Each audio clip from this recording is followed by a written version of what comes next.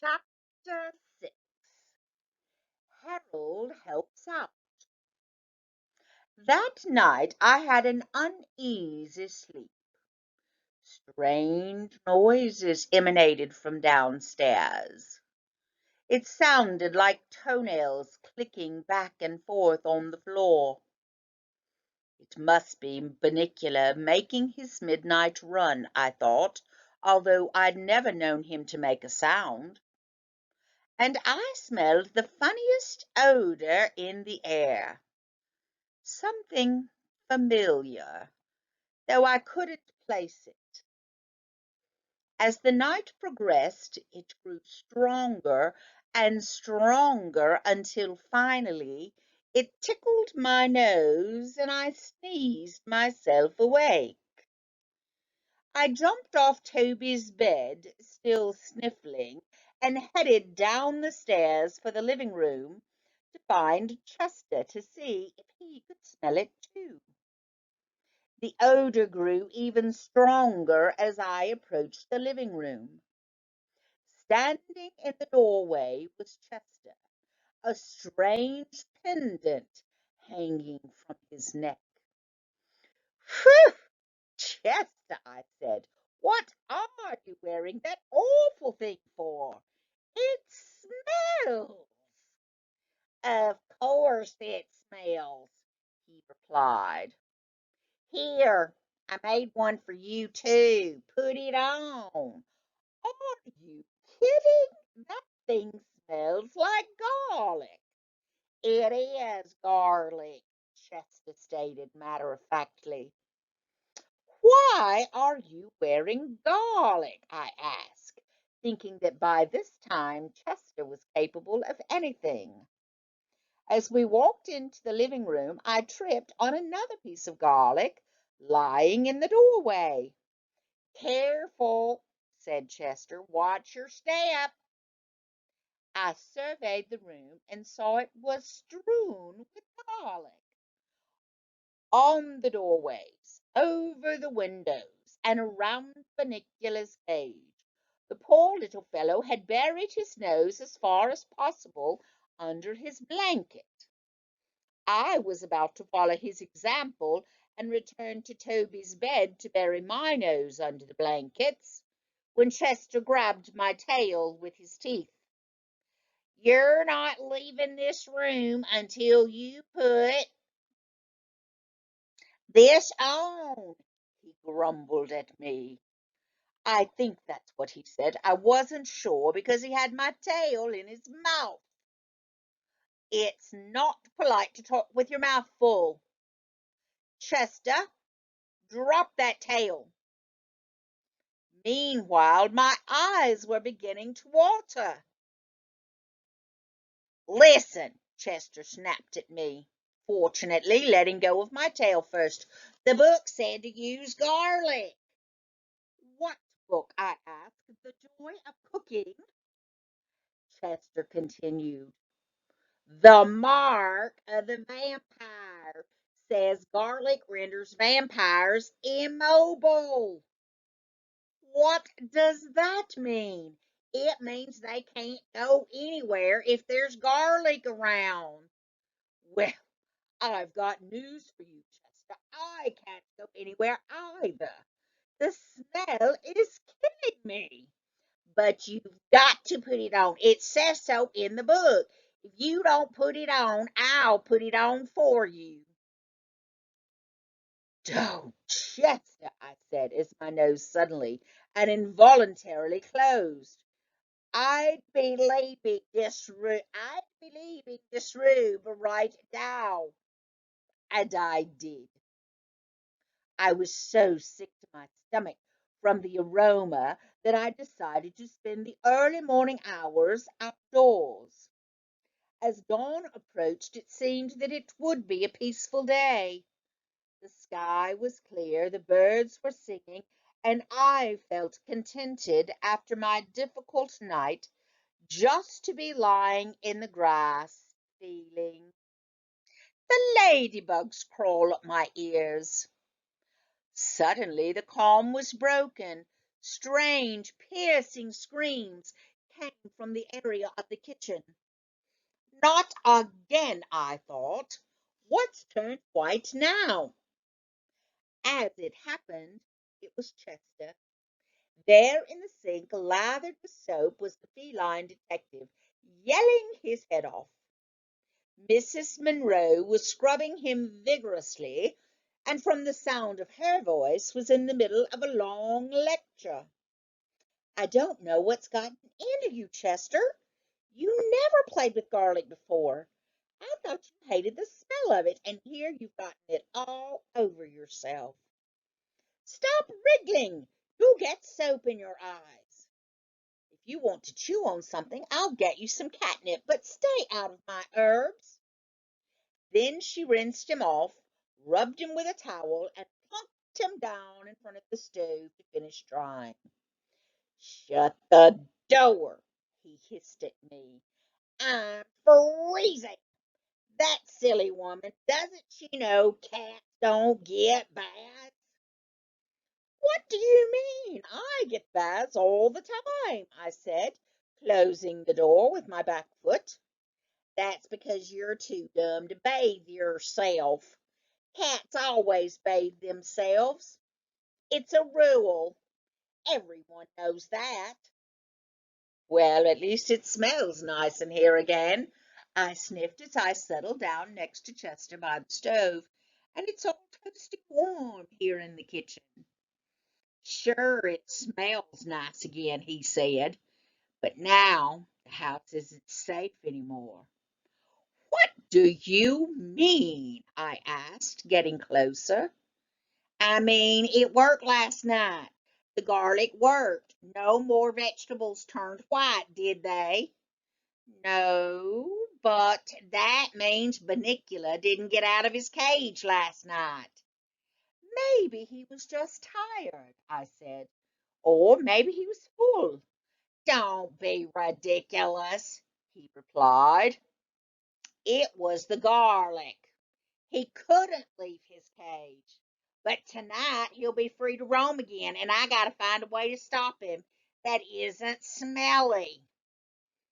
Mr. and Mrs. Monroe were hurrying in and out of the room, stepping over us, late for work.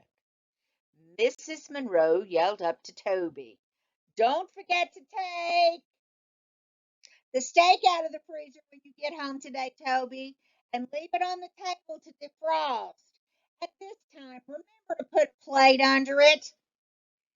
Chester's ears perked up. "Of course," he said. "That's what I'll do." And he strolled past me with a knowing smile. Mrs. Monroe turned off the stove and left the room. It was too much for me to figure out, so I went to sleep on the nice warm kitchen floor. I was awakened by a bite on the ear. Chester was sitting by me, looking very impatient. "Boy, nothing wakes you up," he said. "I've been yelling and poking at you for 10 minutes." "I was dreaming," I answered defensively, "about a place where there weren't any cats around to bother nice dogs and wake them up when they needed their rest." "You can finish sleeping later," he said crisply. "Right now, you have to help me." "Do what?" I asked. "Get Bunnicula out of the cage." I sprang back. "Get him out of the cage? I thought that was what you didn't want. I thought you said he was dangerous. What if he attacks me?" "Aren't you ashamed?" Chester replied. "Afraid of a harmless little bunny?" "Harmless? I thought you said he was a threat to this house and everyone in it. Isn't that what you said? Isn't that what we've been talking about all this time?" "He is a threat, but only at night. During the day, he's just a very sleepy rabbit. And that's why we have to do it now, while the sun is still up. Follow me, he said. There isn't much time. Toby stayed down here forever, and the others will be home soon. Boy, you must have been tired, Harold. You slept through lunch. I followed Chester into the living room. My heart was pounding as he unlocked the cage door with his paw. It looked as if he had had years of experience opening locks. The door swung open. Bunnicula was sleeping peacefully. He did, however, have look a little green around the gills, probably from the garlic. I was just wondering how a rabbit could have gills when Chester said, "Okay, Harold, do your stuff while I get what I need from the kitchen." Well, what do you want me to do? I can't read your mind. Get him out of the cage and onto the floor, and I'll be right back, Chester said. What? What? What? I verbalized. How am I supposed to do that? Use your head, he answered, and he was gone. Looking at the cage, I realized that was precisely what I'd have to do. Until this moment, I had never had to face the possibility of actual physical contact with a real, live rabbit. I looked upon my chore reluctantly. I seemed to recall my grandfather telling me that one picked up a rabbit by its neck with one's teeth. This I attempted, though the very idea set my stomach churning. I squeezed my head through the tiny door and gently placed my teeth around the skin of the bunny's neck. To avoid any suggestion of violence, I've never been one for the sport of hunting. I preferred to think of myself as the creature's mother, carrying it off to safety. Unfortunately, I couldn't carry it anywhere, for once my head was in the cage, it wouldn't come out again. I could neither go forward nor backward. At that moment, Chester appeared at the door, carrying in his mouth what looked every bit like a nice, big, juicy raw steak. My eyes popped, my teeth dropped, Bunnicula. My mouth opened and I began to drool. After all, I had missed lunch. Chester, what are you doing with that steak? Haven't you gotten him out of there yet? I can't get either of us out of here. My head's stuck. Oh, Harold, sometimes I despair. Here, I'll get you both out. I should have done everything myself. He came over, dropped the steak just a few feet away from me, and climbed up on my shoulders. You pull your head out while I push against the cage. Who gets the steak? I asked. Don't worry about the steak, Harold. Just pull. I would have more motivation if I knew who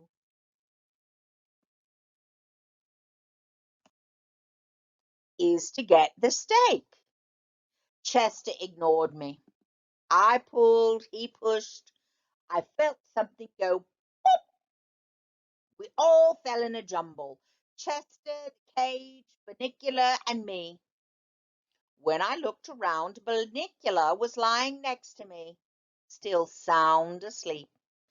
There you are, I said. We got him out. Now let's eat. No dice, Chester said. Just read this to me so I'll be sure I'm doing it right. And he handed me a book. That book. Again. Start at the top of the page, Chester said, as he picked up the steak. "Why don't you read, and I'll hold the steak?" "Umph," Chester replied. I took it to mean that I was to start reading. To destroy the vampire and in his end his reign of terror, it is necessary to pound a sharp steak. Chester interrupted. "A sharp steak?" he asked. "What does that mean?" "I'll taste it and tell you if it's sharp," I offered. "Oh, never mind, this'll do. It's sirloin. Keep reading." To pound a sharp steak into the vampire's heart. This must be done during the daylight hours when the vampire has no powers. "Okay," he said. "This is it. I'm sorry I had to go this far, but if they had listened, this wouldn't have been necessary." He dragged the steak across the floor and laid it across the inert bunny. Then, with his paws, he began to hit the steak. "Are you sure this is what they mean, Chester?" "Am I anywhere near his heart?" he asked. "It's hard to tell," I said. "All I can really see are his nose and his ears. You know, he's really sort of cute." Chester was getting that glint in his eyes again. He was pounding away at the steak harder and harder. "Be careful," I cried. "You'll hurt him." Chester increased his attack. I was really getting worried when the door opened and Mr. and Mrs. Monroe were suddenly with us in the room. "Chester!" Mrs. Monroe screamed. "What are you doing with my dinner? Robert, get that steak away from Chester, and what's the matter with Bunnicula? Why is he on the floor?" Mr. Monroe took the beautiful steak away. I wished it a fond farewell with tears in my eyes. As the kitchen door swung open, Chester whispered with cold determination, "All right, the last resort," and dashed into the kitchen. Seconds later he was back, carrying his water dish between his teeth. He ran toward Bunnicula and with a mad yowl threw the dish of water at the rabbit. Unfortunately, he was so hysterical that his aim was not the best. With water dripping from my ears, I watched Mrs. Monroe pick Chester up by the scruff of his neck and toss him unceremoniously out the front door. "Robert, we're going to have to do something about that cat. Look at this mess. Dinner's ruined, the poor bunny is out of his cage, and Harold is sopping wet." I tried to look as pathetic as I knew how.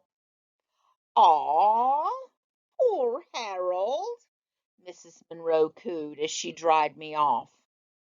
"You've had a rough day. You and Bunnicula. I don't know what's the matter with your friend, but unless he learns how to behave, he'll just have to spend the night outside."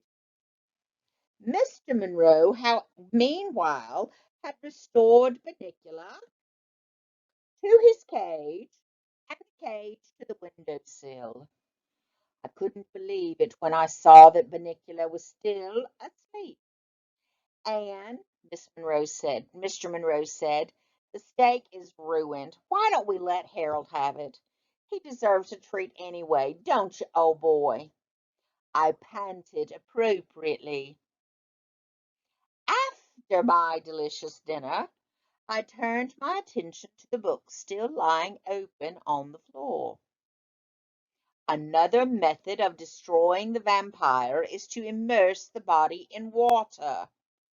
The body will then shrivel and disappear as the vampire emits one last scream of terror.